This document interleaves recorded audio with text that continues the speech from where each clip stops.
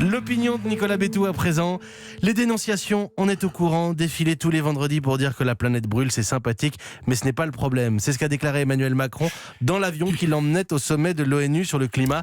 Ça y est, c'est la rechute, le retour des petites phrases, Nicolas. Il y a un peu de ça, oui. C'est vrai que ce n'est pas très tendance de critiquer la mobilisation des jeunes pour l'environnement. L'air du temps, c'est plutôt de s'extasier sur leur implication, de tirer des portraits éperdus d'admiration de Greta Thunberg, l'égérie des moins de 20 ans, qui rêve de remplacer l'avion par la marine à voile, ce mode de transport apaisé, évidemment beaucoup moins consommateur en CO2, sauf, bien entendu, pour ceux qui prennent l'avion pour aller chercher et rapatrier le bateau une fois terminée la belle opération de communication. Vous êtes ironique, Nicolas, mais la mobilisation des jeunes est tout de même impressionnante, non ? Si, bien sûr, c'est un mouvement inarrêtable et c'est tant mieux. Les manifs et plus encore la mobilisation au quotidien des enfants et des jeunes dans les familles, ça fait avancer la prise de conscience, ça fait bouger la société bien plus que de ne pas aller en classe tous les vendredis. Et là, Emmanuel Macron a raison.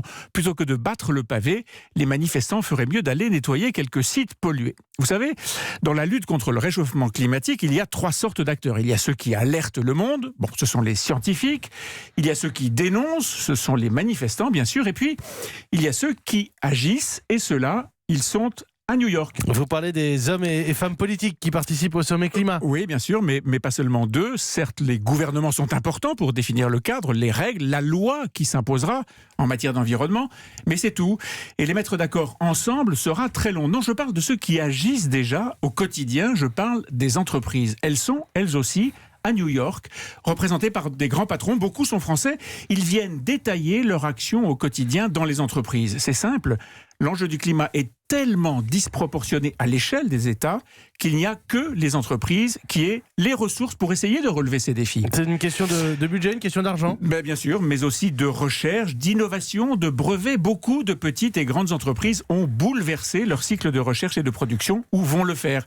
Elles travaillent de plus en plus avec les ONG, le secteur du luxe, LVMH, Kering, mais aussi Michelin, Danone sont parmi les chefs de file dans ce domaine. La finance, BNP Paribas, les grands actionnaires orientent eux aussi leur choix vers des investissements climato-compatibles. Il y a au fond 2 façons de se positionner face à la crise environnementale. On peut accuser les entreprises, la consommation, tout arrêter, inverser la croissance et enchaîner les imprécations comme Greta Thunberg. On peut au contraire refuser ce retour en arrière, miser sur la capacité des hommes et des entreprises à inventer leur avenir, trouver des solutions, les imposer. C'est comme ça que l'humanité est sortie de l'âge de pierre et c'est comme ça que le défi du climat sera relevé. En tout cas, il faut choisir, ça c'est sûr. Et ce ne sont pas les ONG ni Greta, pas les associations ni les États. Nicolas Bétou croit dans les entreprises pour sauver la planète. Et la recherche, le développement. Merci Nicolas. Nicolas Bétou, directeur du journal L'Opinion, éditorialiste tous les matins sur Europe 1 juste avant 8h. L'Opinion de Nicolas Bétou.